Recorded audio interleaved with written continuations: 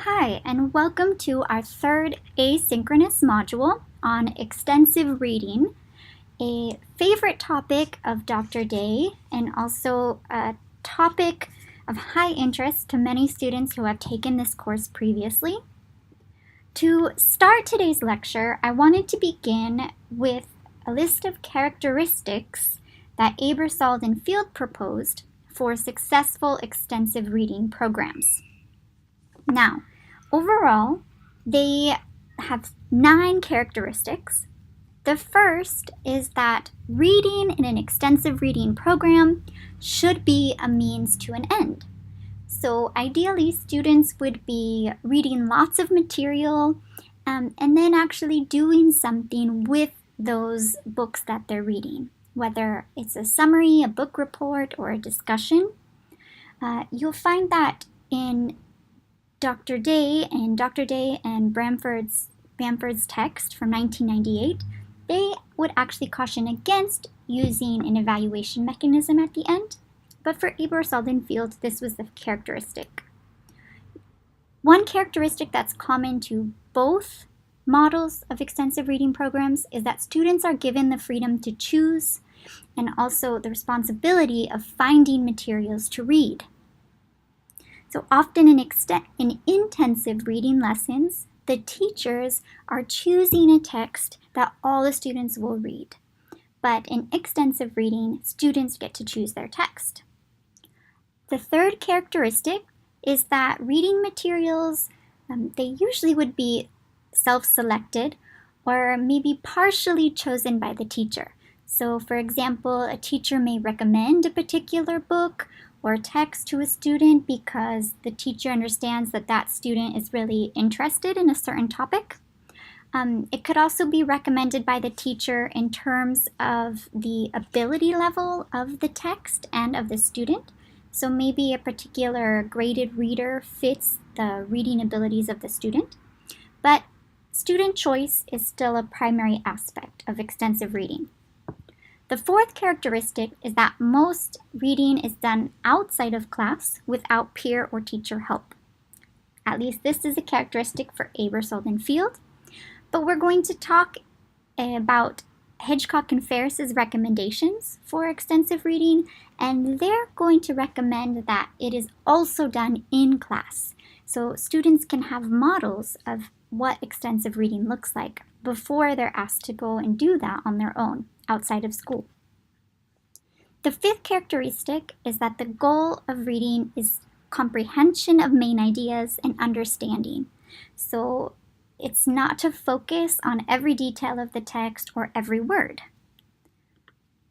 Also, the quantity of reading would preclude fixating on detail or translating the text into the L1. So there most likely are not comprehension questions afterwards looking at very specific details or asking the student to indicate the meaning of a vocabulary word at a particular place in the text. The next characteristic is that activities may include reading several texts on the same topic. So for example, if the course or a student is interested in outer space, the student could definitely be encouraged to read many books on that topic.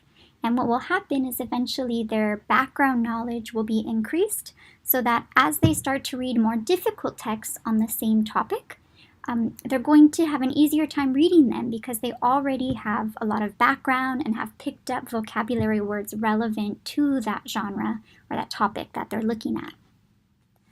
Next, extensive reading would not be used to teach or practice specific reading strategies or skills. And finally, all materials in extensive reading programs ideally are authentic texts with no accompanying exercises, okay, like we might see in textbooks or like teachers sometimes like to do with intensive reading passages.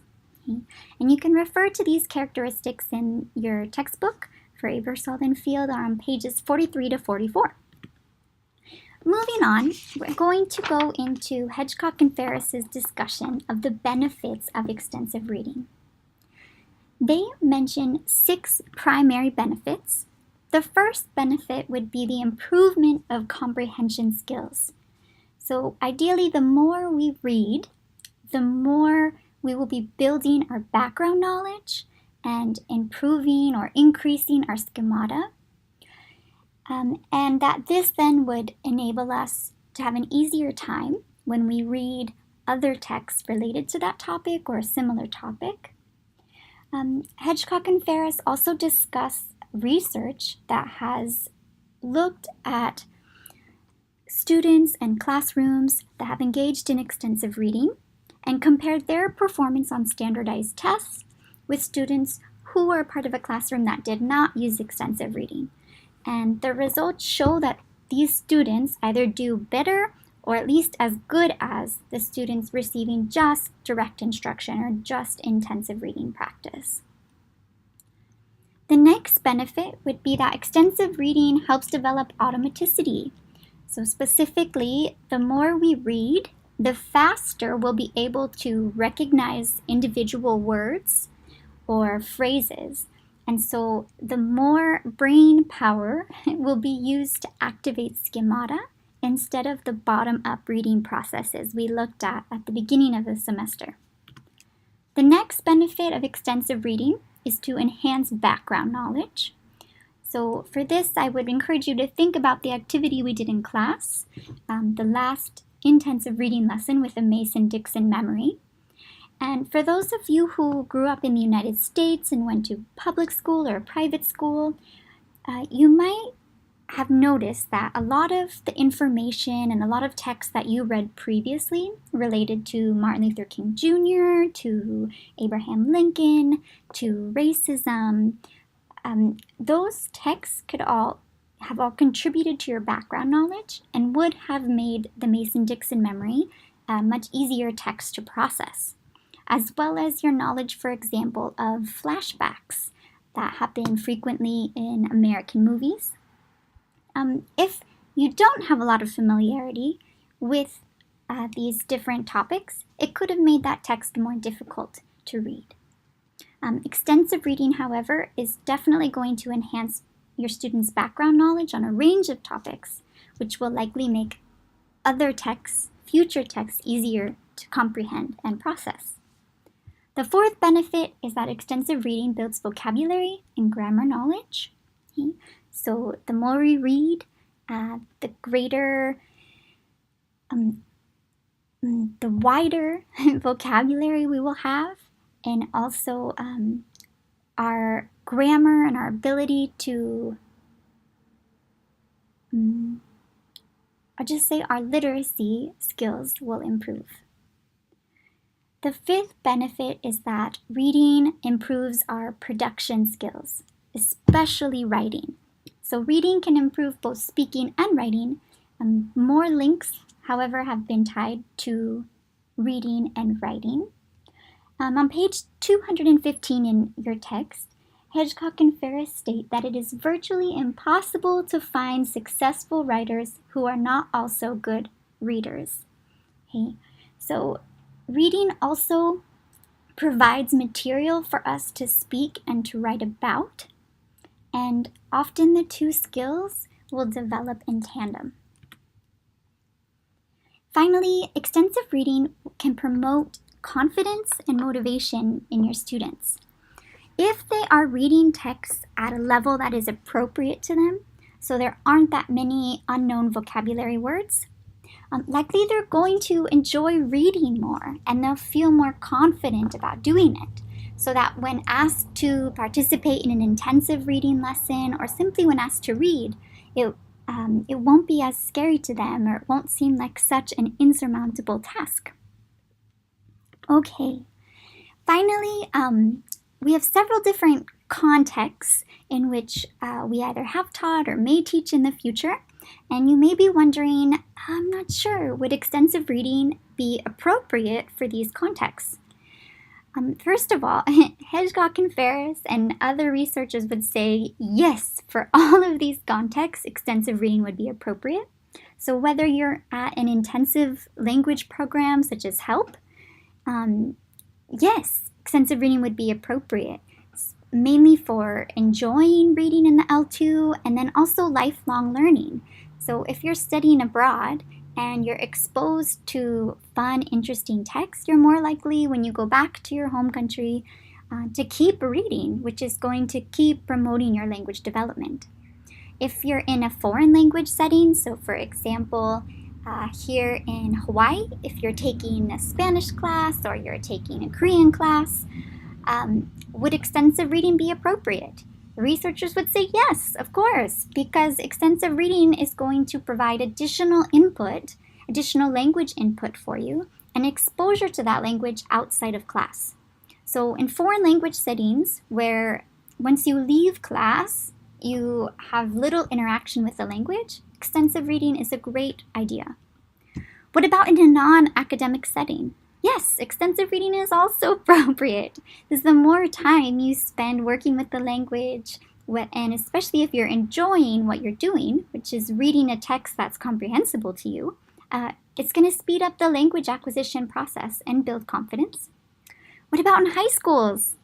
Yes, of course, because it could be a great supplement to school materials, to school curriculum. And again, is also likely to build motivation in your students to continue with the language and to learn more.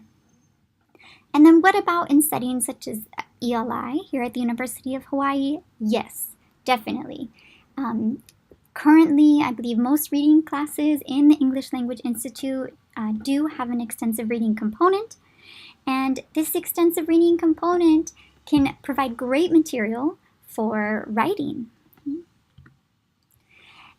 Of course, there are many benefits, and we're going to come back to these benefits, but it sort of behooves us to address a few of the caveats of extensive reading, or a few of the criticisms. So the first one would be that some graded readers, which are simplified versions of original texts, may actually contain more complex grammar and be less interesting than the original text. There would be a counter argument to this, of course, and that would be that there are numerous well-written original books for language learners, so that there are actually many well-done simplified versions, at least in English, right?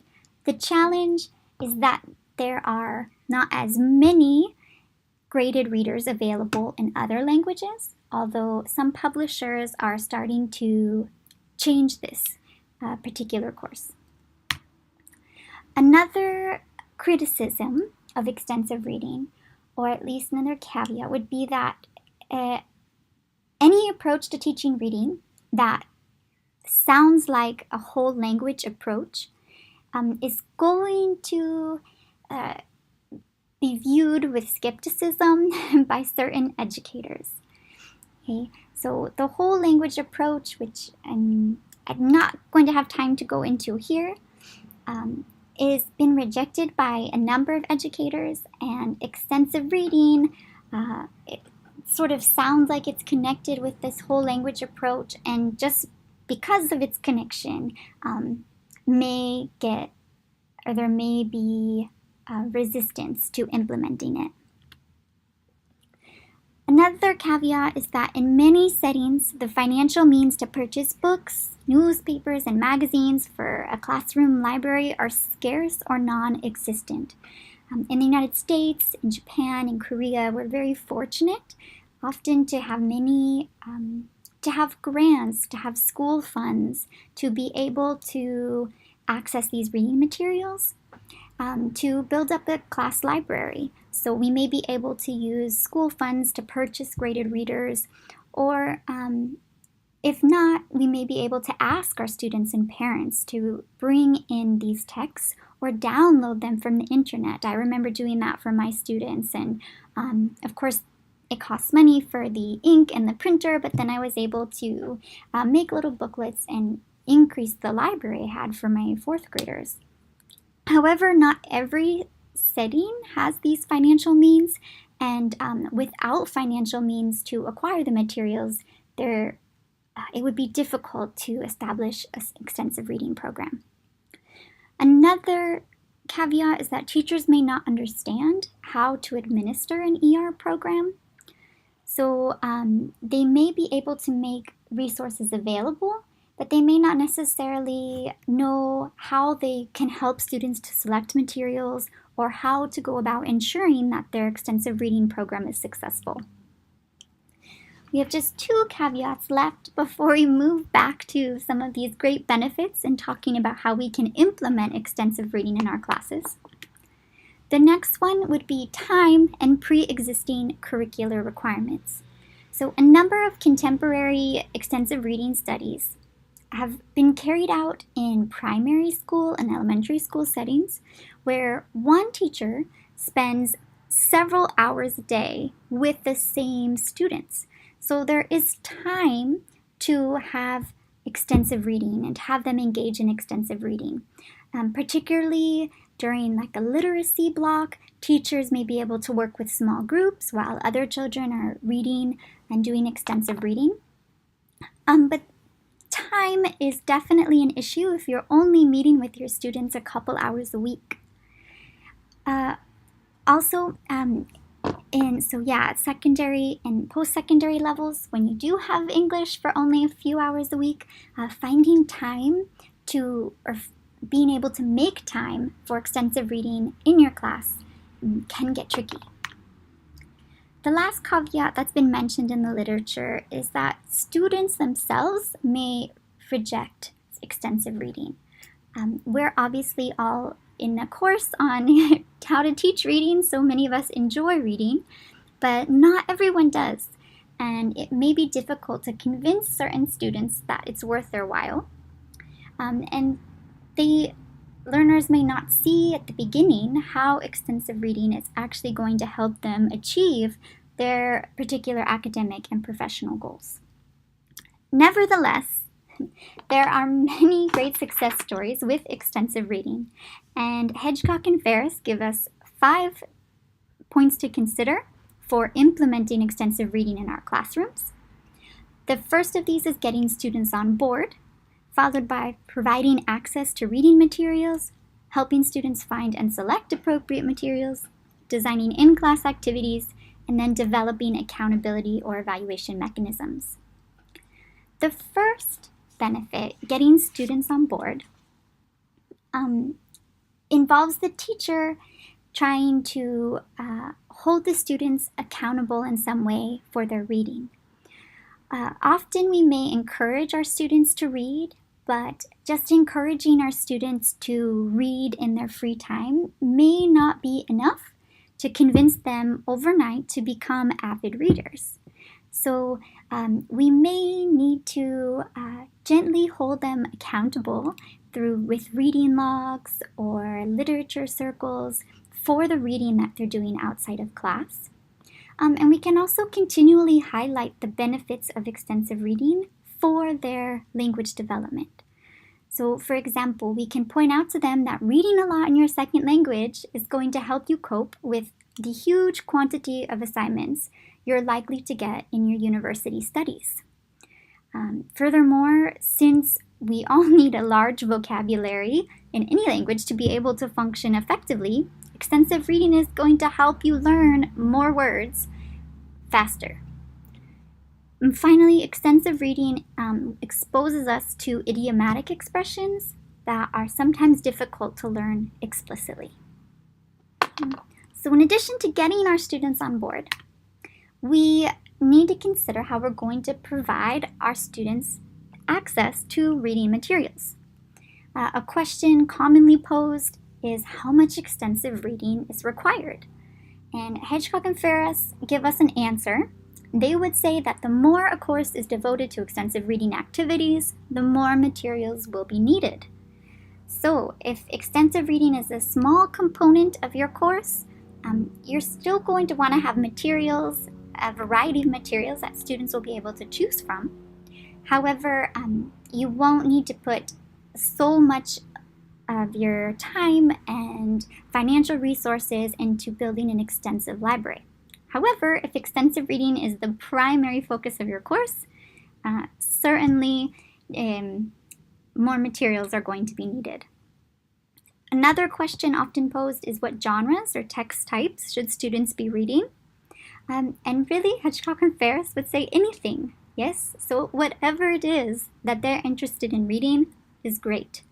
So it could be children's literature, even for adults. Sometimes, if we're learning a new language, we can access appropriate leveled books in the children's section. Magazines can also be a great source of extensive reading materials, as well as print or online newspapers, even comic books, book series, blogs. And then I have language learner literature, which coincides with the final bullet point about student contributions. One thing that I've done in my past classes, and that I might encourage you to do as well, is to consider that your students can also be authors, and that you don't necessarily have to rely on books and literature written by people outside of your classroom. So the longer you're with your students and the more time they have with you, especially if writing is a component of your course, being able to publish their work in a sense, even if it's in just a class book, and then allowing students to read one another's work can be really motivating. Finally, how do we help our students find and select appropriate materials? There's two main principles to keep in mind. The first would be student interest. So ideally, we want them to be reading something that they're interested in.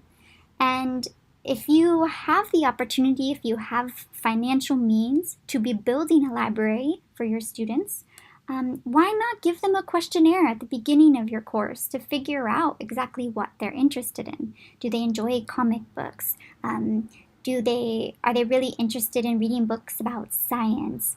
Or do they like fairy tales? Another thing to keep in mind would be text difficulty. Now, ideally, you would have access to texts that have already been coded according to difficulty level. In many elementary school classrooms in the United States, you could walk into the classroom or into the school library, and you'll find that the book covers have particular color-coded dots or stickers on the outside. And many students are actually very aware of what color is their appropriate level of book. Now, if this is not the context in which you find yourself, teachers can use text analysis tools, such as those that we saw in Module 2, to analyze and categorize the text in their classrooms by level. But teachers, in absence of that, or at least at the beginning of a course, if you aren't able to immediately analyze all of those texts, you can ask your students to read one page of a potential text and then highlight all of the unknown words on that page. Day and Bamford would say that if there are more than 2 unknown words, that the text is probably too difficult for them. If, however, there were no unknown words or only 1 unknown words, it would be a good text. All right, teachers should also have diagnostic information. So ideally, you would have some sort of mechanism to gauge your students' reading ability and then direct them to the appropriately leveled text. Okay. And finally, it's important to remember that without student choice, there is no extensive reading. Okay? So extensive reading approaches should simulate what readers do in real life outside of school and simulate the cultivation of a lifelong reading habit. So many of us in our free time, even if that's only during the summer or over winter break, we read what we want to read, or we go to the library and pick a book that looks interesting to us. And we would want to simulate that environment in our classrooms. Finally, we want to design some in-class activities around extensive reading.